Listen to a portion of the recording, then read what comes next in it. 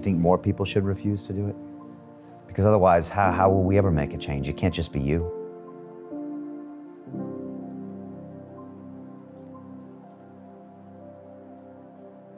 Exactly. Well, let me give you a very good example of what I'm talking about.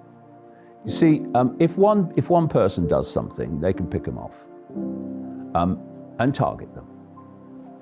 They could do that to me. I look forward to it. But when very large numbers of people do it together, you see where the real power is. And it's not with these people in government and the psychopaths behind it. And I'll give you a wonderful example. A few weeks ago, on a very hot day, thousands of people, you remember it, thousands of people headed for the beaches. And there's so many people on the beaches, social distancing, forget it, mate, no chance. So everyone's sitting there having a good time. And what do these people tell you is the quickest way to kill a virus, even if you believe in it, and I certainly don't? It's sunlight. So the authorities should be saying, oh, they're out in the sun, that's great. Oh no, put a mask on, stay at home. Anyway, all these people are on the beach. And the authorities issued an emergency alert because of what was happening.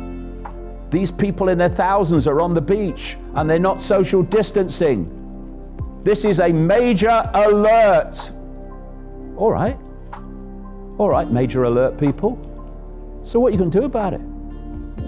Well, there's nothing we can do, is there? There's thousands of people on the beach and they won't cooperate. Exactly.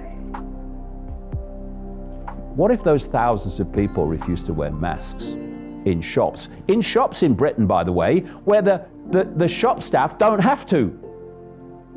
And you can go into a bar without a mask. That's not a problem. But you can't go into a shop. What am I describing? All these contradictions, and if you go with the contradictions, even though it's ludicrous, you are giving away your power on a monumental scale, because you are simply doing what you are told, no matter what you are told. And if people would just refuse to do it, okay, you're traveling on a train. Okay, so people in the carriage refuse to wear masks. What are they going to do?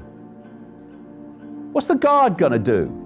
Are you going to call the police when the train arrives at the station? Well, you've seen how many people they're going to have to arrest? They won't bother with that. It's a matter of doing it in numbers, and to start that rolling, someone's got to start it, because then we'll see where the power is, and it's not with the authorities. You see, what this government did, and this applies to the world. I'm talking about Britain now, but this applies to the world.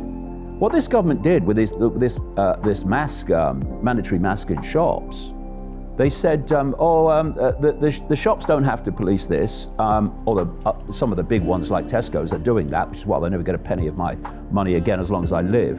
But it's the police that have to do it, okay?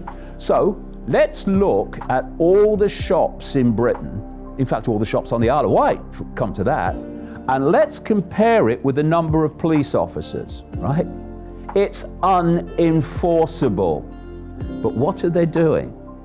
They are relying on the fact that people will do it anyway.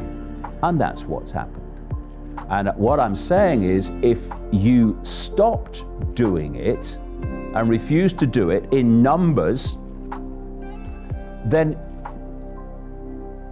the next gate couldn't be pushed because they can't get through this one yet. And if we don't start doing this, and I know, people are frightened of authority, they're frightened of challenging authority and not obeying authority, because that's what we're programmed purposely to do. You come out of the womb and very soon you're sitting at a desk and an authority figure is telling you what you can do and can't do, when you can eat, when you can talk, when you can go to the toilet, and all these other things that happen once you enter the school system.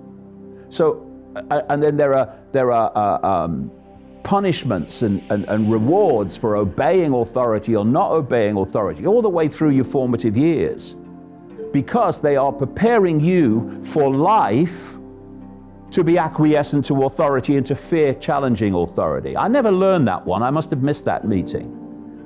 And so I know because of this that people are reticent. But all I can tell you is, you know,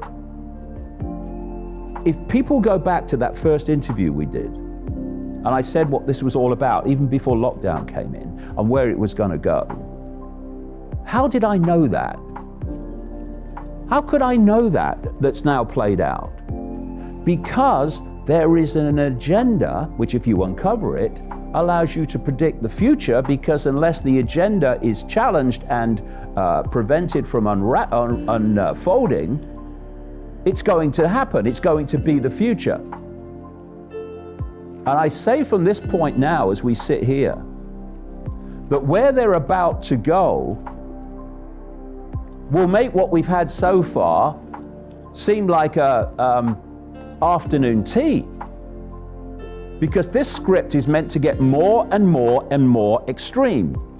And they are going to go hysterical not too long from now, as you go into the fall and the winter, where every sniffle and every cough and every respiratory problem and every flu that they can get away with will be COVID-19, and they will use that to justify levels of lockdown, imprisonment, beyond even what we've seen at the peak of this one. So I know it's intimidating for people, but I tell you what, when you do it, you'll realize it's not as intimidating as you thought it was going to be. But what I'm saying is, if we don't summon the courage now to push back on this, or not even push back on it, just stop cooperating with it.